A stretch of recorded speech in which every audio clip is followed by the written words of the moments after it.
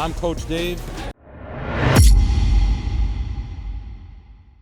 Welcome back to Coach's Corner. Come on.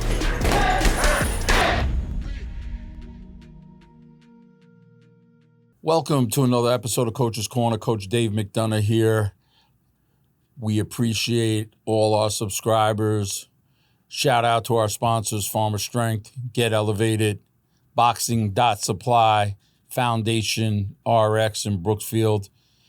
If you like this episode, hit the like and subscribe. So this week on Coach's Corner, we're going to do a little different format. We usually do have a guest, but we're gonna start doing some recaps of fights. And last week we had the Trilogy in Madison Square Garden on MVP Promotions. Katie Taylor and Amanda Serrano on an all-girls, all-women's boxing card. What an event! I mean, I got to give kudos to Jake Paul for putting on such a great event back in the Mecca of boxing, Madison Square Garden, where it should be. Sold out event, great promotion, great card. I mean, 17 titles. You had 5 bouts, 17 titles on the line here. You know, obviously Katie Taylor and Amanda Serrano were the headline. Alicia Baumgardner came back as the undercard, as, you know, the co-main event. And there, you know, numerous women on the undercard that I don't want to overlook. But what a great card, and really to see women's boxing come mainstream, just awesome to see out there. But you know, a lot of people, we're gonna jump right in here and talk about the recap of the fight. Obviously, Katie Taylor winning. 2 judges having it 97-93, 1 judge having it a draw of 95-95. Personally, I did not see the draw myself. I thought Katie did win the fight. It was, you know, the close of a trilogy between 2 great fighters. It was just an outstanding evening for women's boxing. And, you know, a lot of people thought the fight was close. I thought it was at times, but I kind of felt that Katie took control of the fight, had great footwork, great ring IQ, and, you know, was hitting her shots more precisely than Amanda was. You know, obviously the first 2 fights, you know, people were expecting to see the fireworks, I think, that we saw in the first 2 fights. Those fights were outstanding fights as well, and not to take away from this fight either. But, you know, fighters can attest to this, and teams, you know, the first 2 fights took a lot out of those fighters. I mean, they went toe-to-toe in both fights. You know, Katie winning closely on both of them. And, you know, the second one with the headbutts and the cut to Amanda Serrano, you know, that takes a toll on fighters. You know, a lot of people may not think so, who have not been in the fight game, but, you know, they let it all out there for 10 rounds, and it takes a toll. So, you know, in the third fight, we saw, you know, Katie Taylor controlling the range and, you know, getting the precision shots in when she needed, and, you know, throwing her shots and getting in and out. You know, Amanda looked at times where she did not engage inside, and, you know, she was kept off balance a lot by Katie throughout the night. And, you know, Amanda didn't close the gap as much. Katie throwing her 5 and 6 punch combinations and using her footwork to get out after throwing. But, you know, there's some pivotal points that I've kind of felt in the fight here, and we could kind of go back to the first fight. Also, you know, I felt in the first fight real quickly, and this will lead up to the point that I'm going to make here, was, you know, the corner made the difference. Ross Enid in the first fight, you know, mid rounds of the fight, I believe it was the 5th or the 6th round, gave Katie some great instruction in that first fight that changed the fight around and changed the momentum of that fight right there. Now, going into this fight, we saw different instructions in both corners. And, one other thing before we get to that is, Amanda Serrano's style maybe was changed up for this fight. She is always the type of fighter that brings the fire. She has an instigator type of style, coming straight at you, bringing the fight to you. Now, in this fight, we saw a little bit of different fight, which was from the first 2 fights where, there were a lot of fireworks in both fights, exciting, close, right down to the wire fights. But with this fight, they kind of changed the plan here for Amanda Serrano. And, that from, Jordan Maldonado, her trainer, could have been from something maybe he saw in camp, they saw on tape, that they felt that, the adjustment of this type of plan for them to fight this fight was the way to go. Maybe, he saw something in Amanda during camp that, that he had to bring out and, maybe make an adjustment to, keep her going. And, trainers, they're there with their fighters. They know what's going on with them throughout camp, how to motivate them, how to bring them up, how to bring them down, how to get them ready to bring into the fight. It's not like they formulated the plan the night of the fight. They were working on this for a reason throughout the whole camp. Was it that the first 2 fights took a toll on Amanda Serrano? Were they looking to keep a little bit of distance because of the second fight and the headbutts and the cup? It was their plan, and they went with that plan throughout the fight, and they stuck with it. And as if you heard later in the fight, Jordan Maldonado was telling her, you're winning the fight, you're winning the fight. And it seemed like, Amanda wasn't closing the gap enough, that she was coming up a little short on her punches. And, she didn't go to the body as much. I don't know what the answer is, why it was or wasn't, but from, the outside looking in, obviously her team had did some homework and had a plan as far as what they were going to do, and they kind of stuck with it. Now, if we look at Katie's corner, Katie used her footwork, used her movement, used her ring IQ, threw her punches and got out. And, I kind of felt she was controlling the fight, majority of the fight, and was accurate with her shots as far as that. But, to her corner, I have to say, Ross Enid had done a great job with his instruction throughout the fight. He was precise and accurate with his instruction. He was, keeping it real with Katie of what she had to do, especially as the fight got later in the fight. If we heard in the last round, if you remember, he told Katie Taylor, the fight's close. We need this round. We need the 10th round to win this fight. And, Katie followed the plan that was laid out for her. She didn't deviate from it. She listened to her corner, the instruction, the plan. Amanda was aggressive, but she was aggressive in a cautious way. And, the question is, why? Did her team see something early in camp that they needed to make an adjustment with.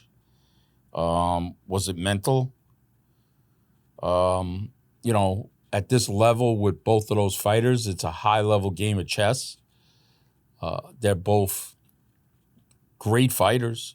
I mean, this trilogy, not only for women's boxing, but boxing alone, is, going to go down in history, I feel. And it was a great fight. It wasn't as action-packed as the first two fights that everybody might have expected that third fight to be, the big blockbuster. But you're talking about two fighters that,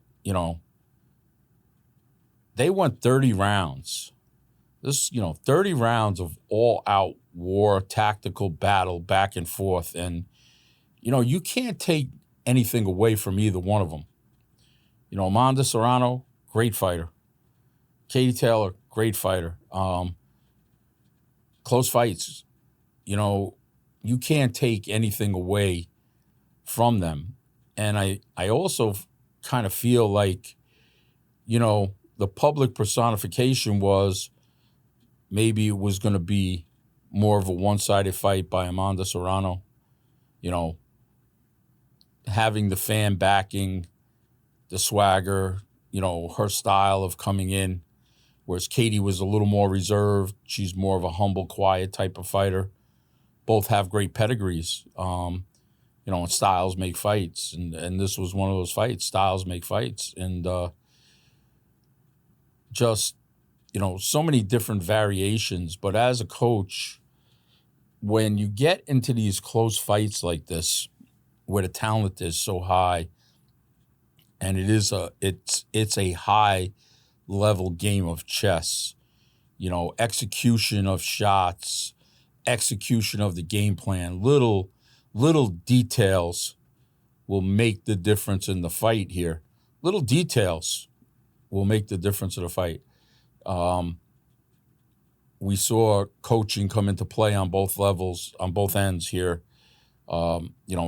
Obviously in Katie Taylor's corner, where Coach Ross was, precise and accurate with his description of what was going on in the fight. And, Jordan Maldonado in Amanda Serrano's corner saw it another way, stuck to his plan of what he did to prepare for the fight.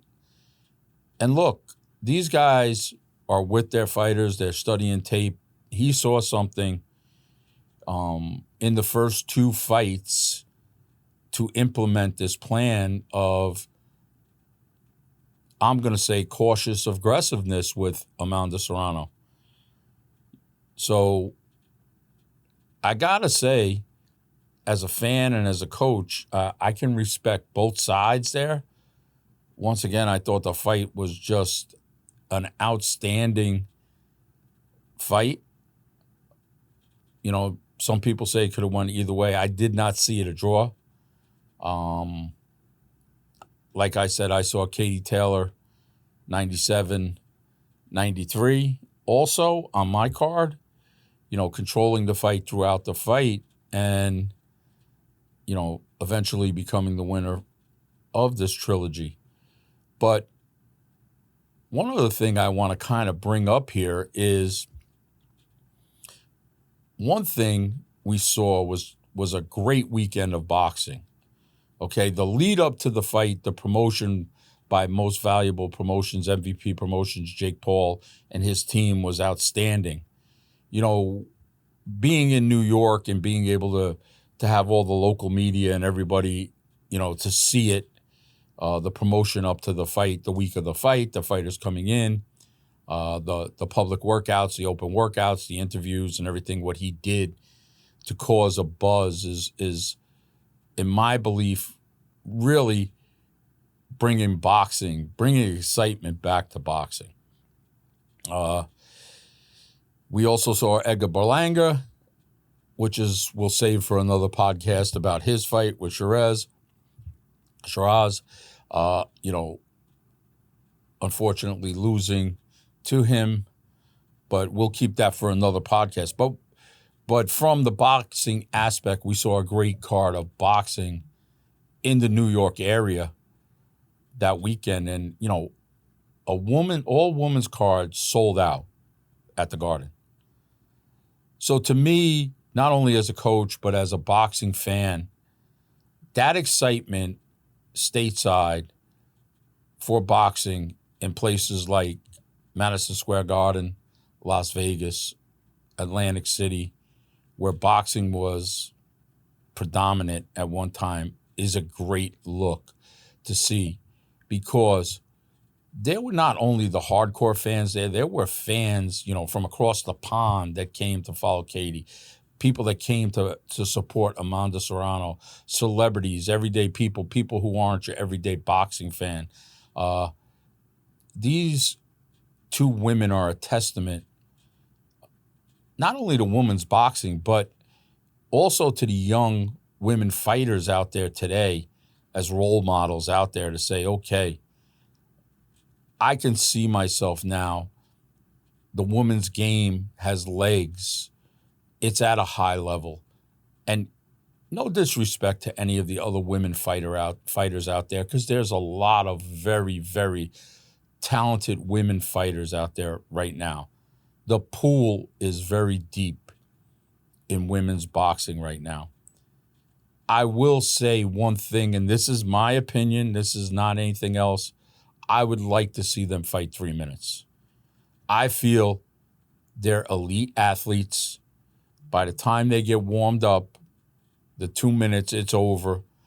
They are capable skill-wise, condition-wise, strength-wise to fight 3 minutes. They're elite athletes at that level, and they train. Okay, they're training for that. Some of them are training with men in the gym when there's no women sparring. They're in there.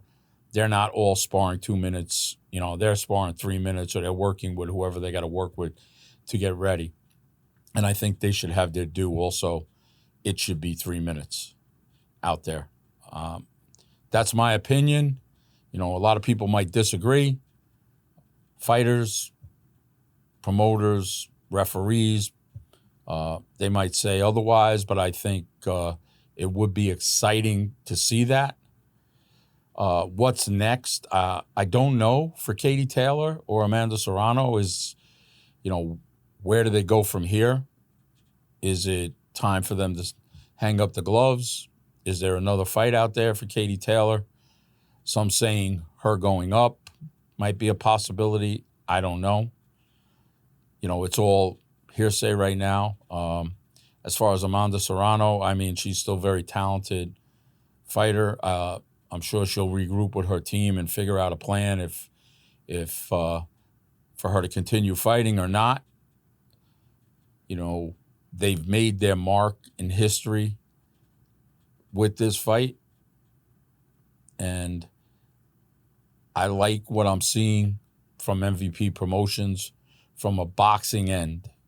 I feel that they're making, on that card, the best fighters fight that night. They were exciting fights from the undercard all the way up to the main event. And I know Katie and Amanda, were the highlight of the evening. But for a lot of you boxing fans out there, if you missed the undercard, there were some good fights out there. Girls got a chance to show themselves and, show that they were potential world champions, if not world champions right now. So, hats off to Jake Paul and MVP Promotions. Obviously, Katie Taylor and Amanda Serrano, much respect to both you ladies out there. You are great advocates, not only for boxing, but for women's sport out there. What a show, again, in the Mecca at Madison Square Garden. And for everybody out there, drop some comments. I will respond to them. Like I said, this is my opinion of what I saw as a coach and as a fan. And I'm sure there's people out there that are going to disagree, want to weigh in on their opinion. I'm not trying to take away from any fighter out there by no means, or any team, because both of those camps, Serrano and Taylor, put hard work in to prepare for those fights. And, each coach had a different vision or a different way to prepare for those fights. And, they stuck to it and thought that, that's what it was. And I'm sure a lot of people have different views out there. And coaches, if you want to weigh in on comments or anything, I'd be happy to answer. We have a little interaction. Tell me what you thought. And we're going to kind of be doing a little more fight reviews here, recaps of fights. So we have, obviously Usyk and Dubois coming up tomorrow night, Saturday night. I will be back next week with a recap of that fight. This episode will be airing on Sunday, 7 p.m. on YouTube. Please go Coach Dave CT on YouTube. Check us out. Please hit the like and subscribe button and drop some comments. And once again, this is Coach Dave McDonough. Train hard, train smart, and we'll see you in the next round.